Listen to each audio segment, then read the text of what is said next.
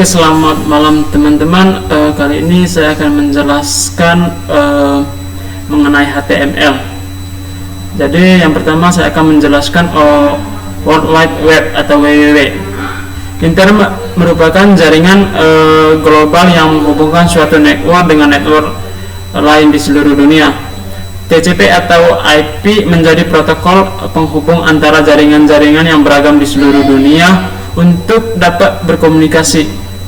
World Wide Web merupakan bagian dari internet yang paling cepat berkembang dan paling terpopuler di dunia. Yang berikut saya akan menjelaskan tentang Hypertext Markup Language atau HTML.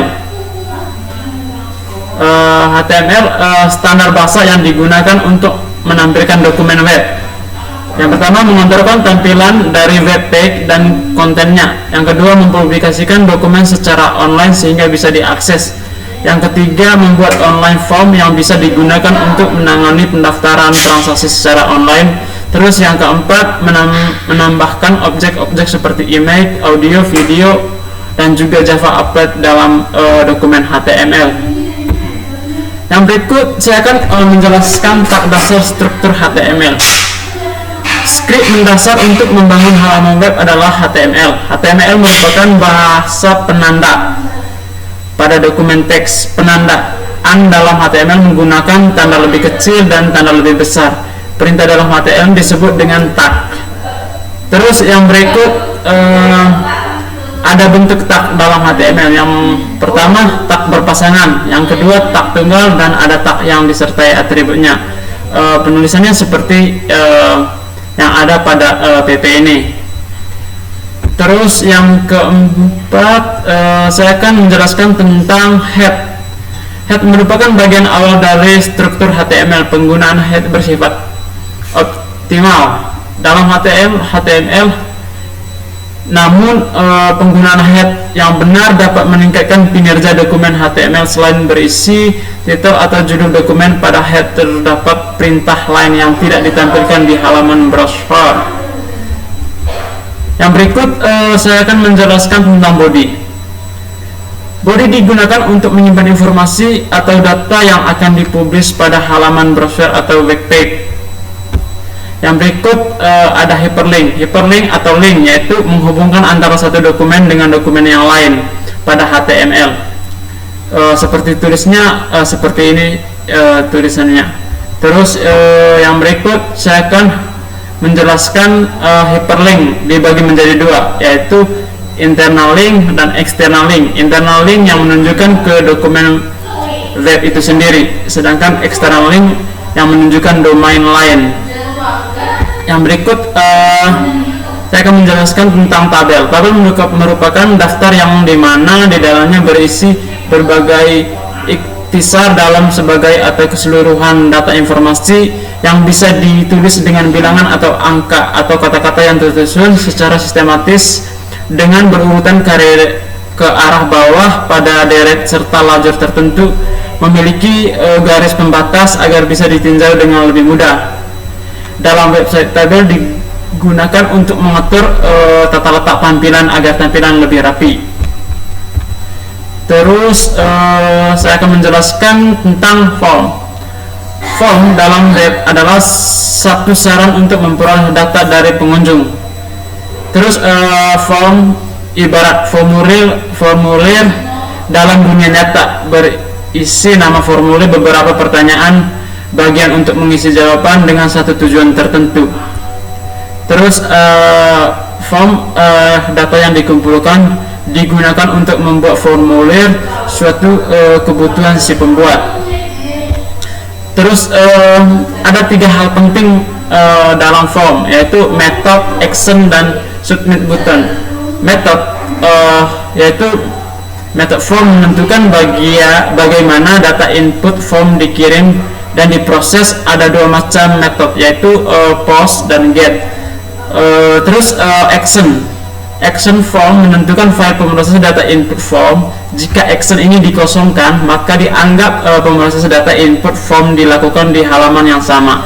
Jadi halaman form yang diproses bisa dipisah atau dijadikan satu. Terus submit button. yaitu tombol yang berfungsi sebagai trigger atau pemicu pengiriman data dan pemroses. Ada contoh ini seperti yang ada di PP ini, contoh dari form. Terus yang berikut saya akan menjelaskan tentang iframe. Iframe adalah singkatan dari inline frame. Iframe merupakan sebuah tag HTML yang berfungsi untuk menampilkan halaman website tanpa harus membuka website tersebut. Iframe dapat menyertakan atau memasukkan semua jenis media yang bisa dipasangkan di situs. Terus yang berikut saya akan menjelaskan cara menggunakan iframe. Untuk memasukkan elemen iframe ke dokumen HTML diawali dengan tag dan diakhiri dengan penutup, yaitu seperti pada penulisan di sini. Terus yang berikut saya akan menjelaskan tentang CSS, singkatan dari CSS Style Sheet. Ada 3 penulisan CSS. Yang pertama linking, embedding, terus inline. Linking merupakan metode menggunakan style sheet dengan cara membuat suatu link pada file di mana style tersebut berada. Terus ada embedding.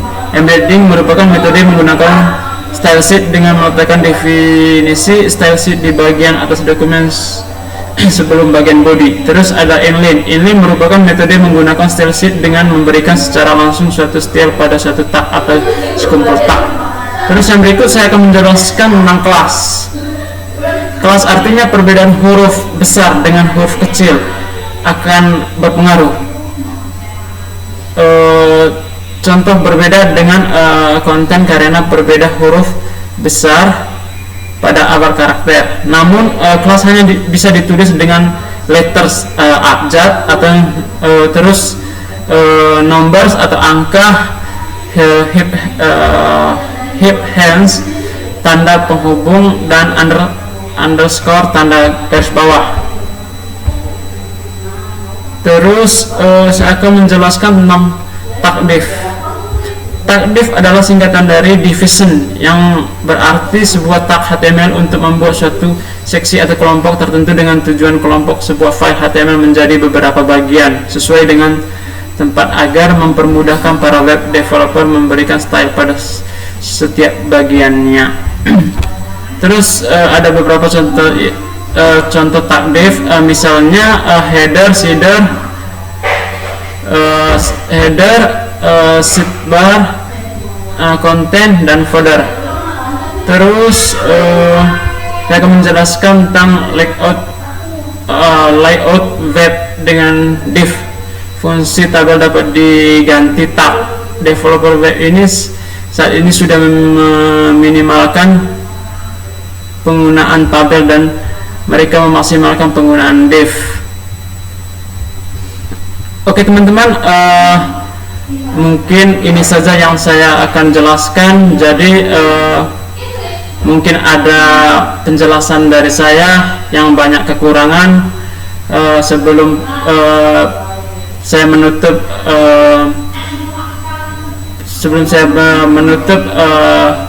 menjelaskan materi saya mohon maaf atas kekurangan saya. Oke, terima kasih teman-teman atas penjelasan dari saya. Sekian dan terima kasih.